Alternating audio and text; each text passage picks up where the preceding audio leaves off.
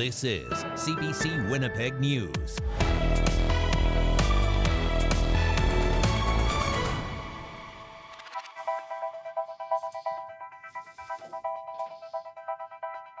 Good evening and thank you for joining us on this Monday. We will start with the latest on the wildfire situation in the province, and we'll begin in Lac du Bonnet, where some people living near that community are now allowed to return home. This after that wildfire tore through part of the rural municipality, killing 2 people.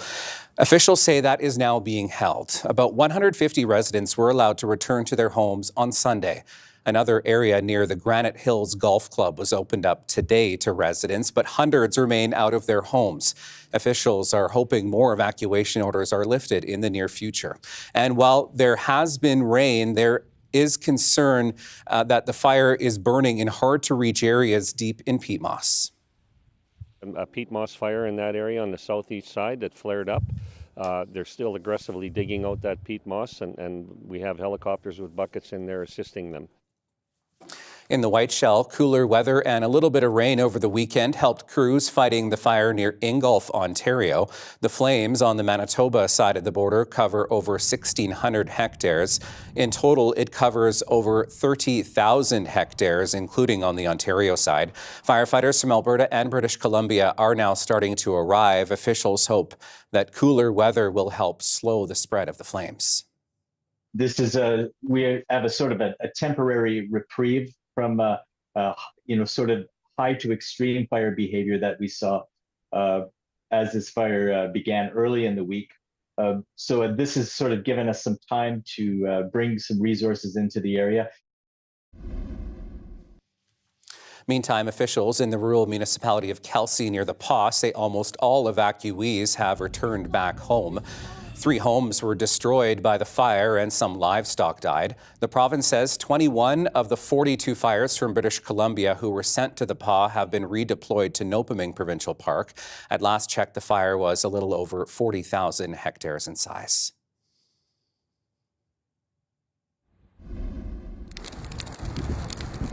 This is what forced more than 300 people from their homes in the rural municipality of Piney in southeast Manitoba. The wildfire that's more than 9,000 hectares. Mason Hildebrand is one of those people. He's from Woodridge, now staying in Steinbach.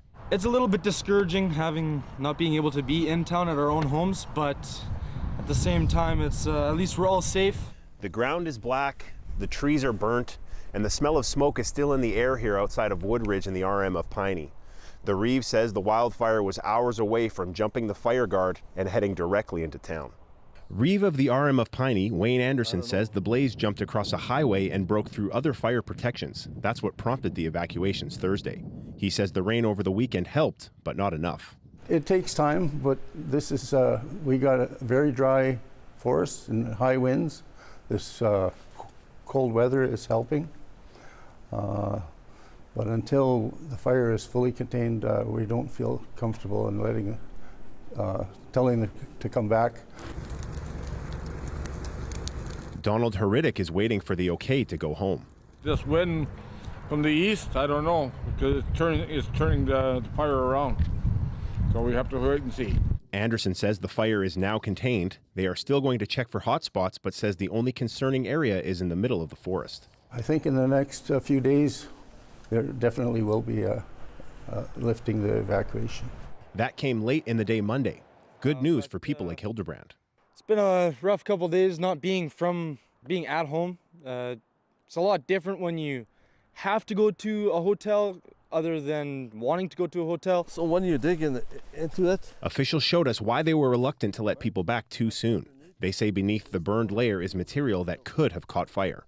Mike Arsenault, CBC News in the RM of Piney. Okay, so that was the situation in southeastern Manitoba. In Nopaming Provincial Park now, the province says it is aware of at least 20 structures, including cottages that have burned at Beresford Lake. That fire was last about 1 kilometre away from Bird River and was 101,000 hectares.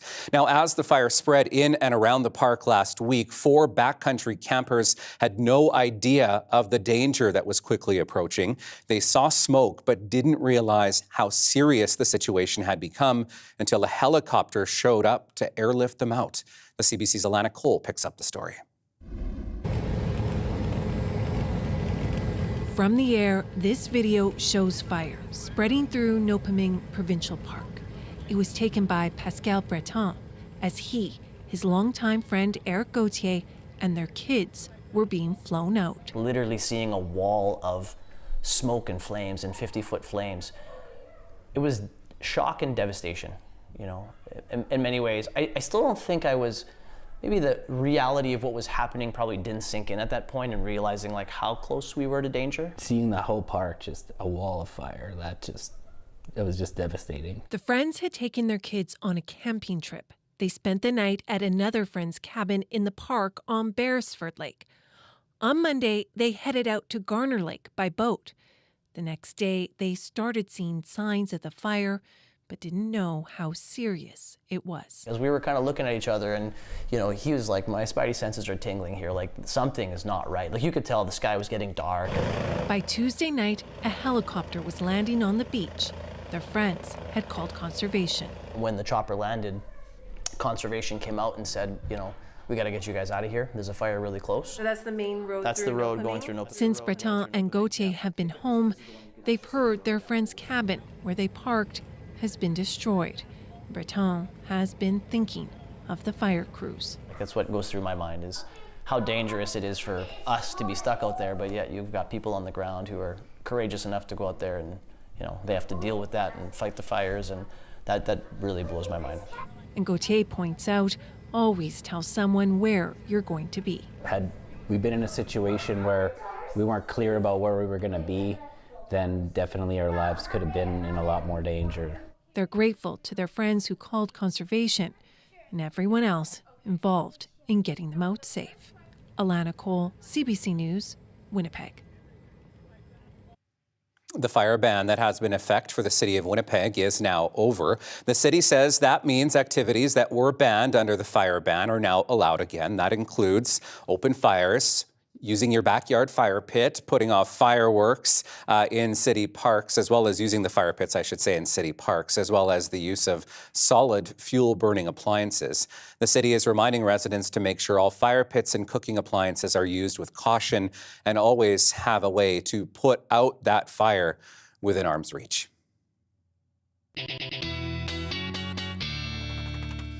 All right, that leads us to a first check on our forecast, and we did clear out quite nicely in Winnipeg as we got through the afternoon, but as you can see, some clouds starting to build in once again there. This ahead of our next system that's moving in, an area of low pressure once again south of the border. This is pushing northeastward into northwestern Ontario. However, most of that rain misses southeastern Manitoba and northwestern Ontario. I'll have more on that coming up in your full forecast a little bit later on. 16 degrees is where we got to in Winnipeg this afternoon. As forecast, 13 in Brandon, 15 in Dauphin, a little bit below seasonal for this time of the year. Thompson at 14 and Churchill reaching 9 degrees. Overnight, another chilly one, 6 degrees with that cloud building as we get through the overnight hours tonight in Winnipeg. East winds gusting to 30 overnight. East winds into the morning, a slight chance of maybe a few showers first thing in the morning in Winnipeg, and we'll try for 15 tomorrow afternoon.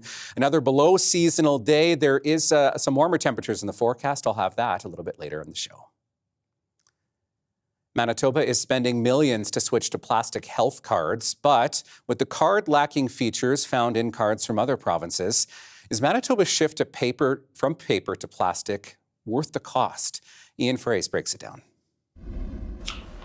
These are the worst. Some of you probably agree. It led Wabkinu's government to ditch paper health cards for plastic cards. That fit into your wallet, of course. But despite all the fanfare surrounding the rollout of plastic cards, like a contest to pick the design, they're missing features seen in health cards from other provinces, like an expiry date or photo. I think there was an opportunity here to make an improvement on our health cards. For example, if there's no expiry date, somebody could leave Canada, briefly return, access healthcare services at taxpayer expense, and then return home to their home country where they're now residing. Then there's the QR code. QR readers will let healthcare facilities scan the text of the card, but that's it. Doctors Manitoba says some patients will expect more. There are going to be people who assume that they can scan that and see access to all of their medical records and their lab results. And Manitoba is not one of those places. But the health minister says the new plastic cards aren't missing anything. Yazoma Asaguera isn't aware of any fraudulent uses, and they say the QR code saves hospital staff from having to write down patient information. The whole point of going from paper to plastic was to make sure it was durable, it had a long life, and that Manitobans can keep that on them, on their person. The province has spent nearly $2 million so far on plastic health cards. It's planning to triple that amount this year. Ian Fraze, CBC News, Winnipeg. Well, still ahead, the unofficial start of gardening season is upon us. And while flowers, of course, remain popular, more and more people are prioritizing homegrown food. We'll bring you more on that story when we come back.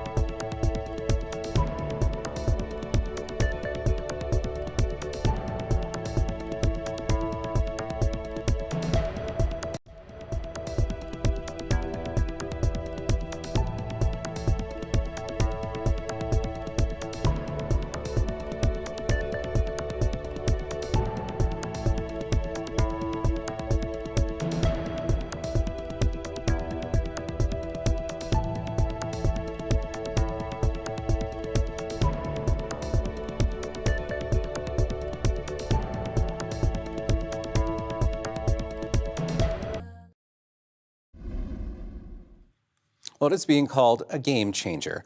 Brandon Regional Search and Rescue has added a new thermal drone to its toolkit.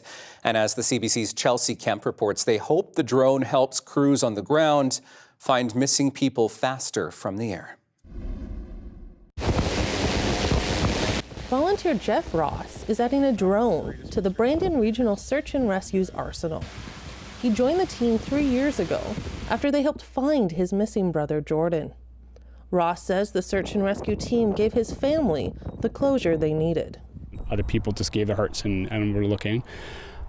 It was just a calling that I had. I knew it was just the right fit for me to just give back to them what they did for me and to bring resolution to other families that were in need. Robin Ponto says the team has never had a tool like the Matrice 350 RTK drone. It has a thermal camera that lets the crew look for heat signatures in a search area. The drone has a 30 times optical lens zoom and can hover 400 feet above ground. We actually can cut down on some time that we can't get into certain areas, or maybe like Jeff was saying, that thermal capability would possibly be able to find that person a little quicker than we could. So that it just enhances our capabilities significantly. Ross has participated in about a half a dozen searches since he joined the team 3 years ago.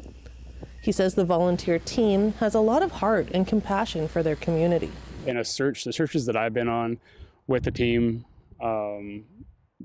there's different end results. It's like you might find the person, maybe not the way you want to, but that still brings healing to the family, and that's an important thing. The Brandon Regional Search and Rescue Team is deployed around 6 to 7 times a year. Ross says with the drone, they're hopeful they'll find people faster when they go missing. Chelsea Kemp, CBC News, Brandon. Well, the weather may be a bit cooler, but that is not keeping some from getting out into the garden. The CBC's Felicia Adam was at a garden centre today asking people what they are buying. It's the start of the unofficial gardening season, and I've been talking to shoppers here at this local greenhouse, and they say rather than buying flowers, they're opting to buy plants like these. Well, everything seems to be going up. Growing things from seed is a lot cheaper. Oh, I would imagine it'll be at least 2 seasons before. Dave Kent agrees. He's been gardening for years. After the fertilizers that you would use and just the water and the time and stuff, I think it's still probably cost effective to grow your own. He started his garden last week.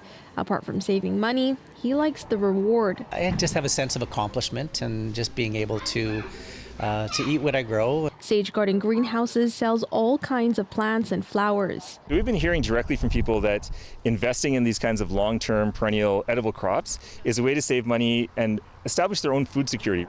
The owner has noticed more people buying plants than last. Asparagus, apples, plums, apricots, pears, raspberries, all the berries. There's so many things that grow well here, and you can plant them now and enjoy them for years and years and years. David Fitelovich says there's nothing like homegrown food. I know I grow it really well, no pesticides, it's all organic, and nothing tastes better than straight off the vine. Hansen has advice for people eager to plant.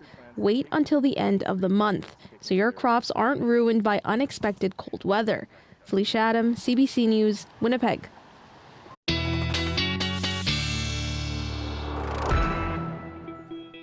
Well, a bit of a cooler weekend, maybe not the best weekend for the garden, but you know what? I actually enjoyed a break from the heat, and we are looking at this cool trend continuing as we get through the next bit. I want to start with a picture. This was taken by Ryan, who was flying into Winnipeg early Saturday, a gorgeous picture of the Northern Lights, and can't quite tell what's on the bottom. Maybe that's some of those wildfires, but certainly a very cool picture flying into Winnipeg. You can always send your weather pics to talkback@cbc.ca. So some cloud has started to build in across southern Manitoba again. You can see that area of low pressure to the south. Unfortunately, really not having any impact on that situation in southeastern Manitoba, northwestern Ontario, where those fires are burning.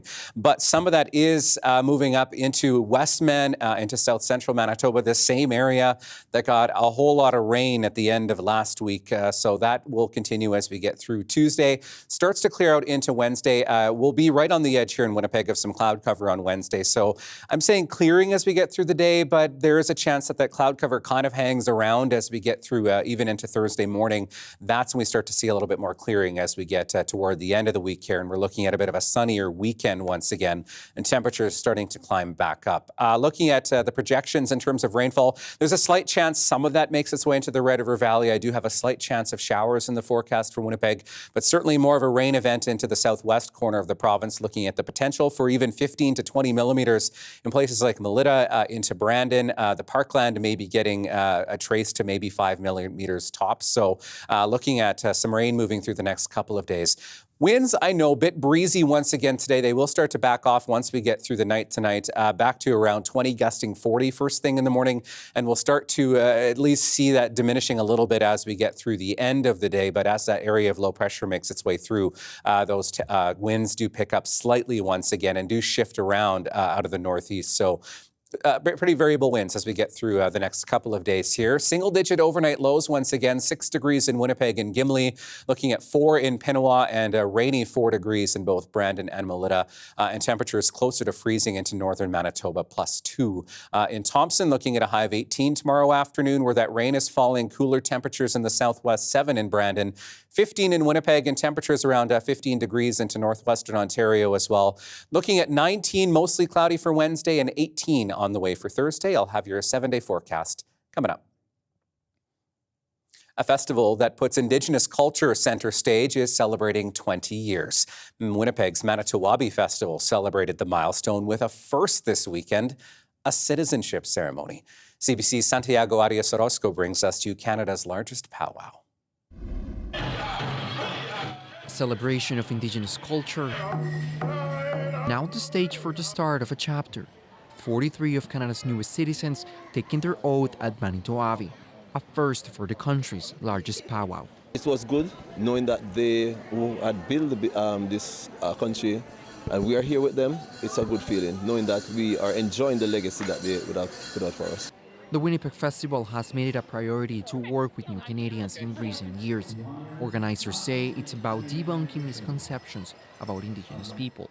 And with the citizenship ceremony, there is renewed acknowledgement of their role as Canada's foundation. The Indigenous peoples were the first ones here, so the very essence of Canada is rooted in that. And I think if they want to have the Canadian experience, the true Canadian experience, they have to experience this. Hundreds donned in regalia danced to the drums during grand entry. Many drove hundreds of kilometers to be there on Saturday, including Constance Chicago, who is from Reshuskunikum Nation in Kenora, Ontario. Once you enter that circle, it's a completely different story. You see the smiling, you see the laughter, you see the dancers, you hear the sounds. It's completely healing to me. Manito Ahbee was the first event of its kind in the early 2000s. 20 years have passed, venues have changed, programming diversified. But the powwow keeps rejoicing pride and culture at its core. But at the end of the day, it's about connecting with that power and the spirit of the song to themselves and how they express. Behind the dances and the drumming are 2 years of preparations. And with this year's powwow in the books, organizers say planning is underway for the next 2 Manito Ahbees. Another opportunity to honor and share Indigenous teachings and traditions. Santiago Arias Orozco, CBC News, Winnipeg. Coming up, how one Reddit post helped raise thousands for Manitoba charities in the wake of heartbreak. That story coming up next.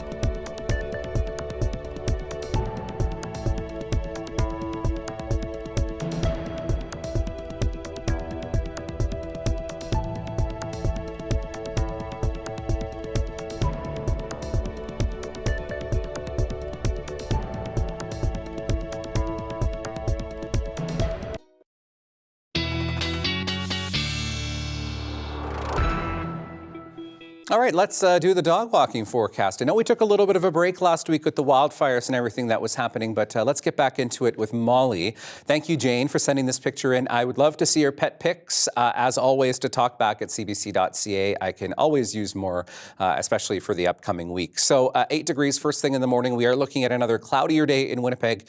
Slight chance of maybe a couple of sprinkles first thing in the morning, up to 15 by the afternoon. And maybe we reach 16 by the evening. I've got us in at 15 degrees for now, though. 19 in Winnipeg for Wednesday, clearing sky as we get through the later part of the day. 18 for Thursday, and then we're back into the 20s as we get into the weekend. 22 for Saturday, nice and sunny for Sunday as well, and clouds build in as we get into the day on Monday. Well, Saturday's Jets game was a heartbreaker on many levels. Of course, that overtime loss to the Dallas Stars. But at the center of it all was the outpouring of grief and support and all of the emotions following news that Mark Scheifele's dad had died. Well, one Dallas Stars fan took to Reddit ahead of Game 6, encouraging others to donate to local charities here in honor of the Scheifele family. Now, that started a trend, and out of all of that shock and grief came a little bit of good. The one post that started a donation drive for youth in our province is our Daily Lift.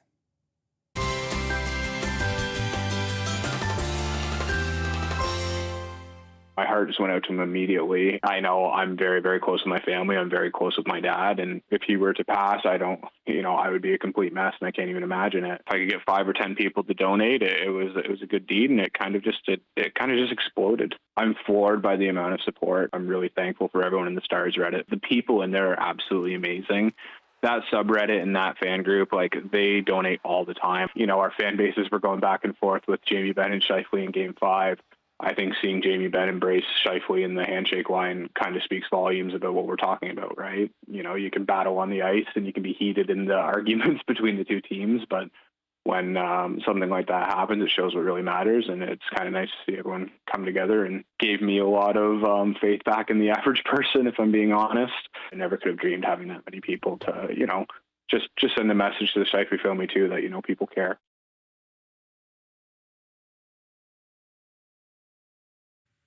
So True North says they had a lot of $55 donations in particular, that of course being Mark Scheifele's number, plus some larger ones. So far, they have raised $55,000, which they say will have a big impact on youth in our community. Thank you so much for watching. We'll see you tomorrow.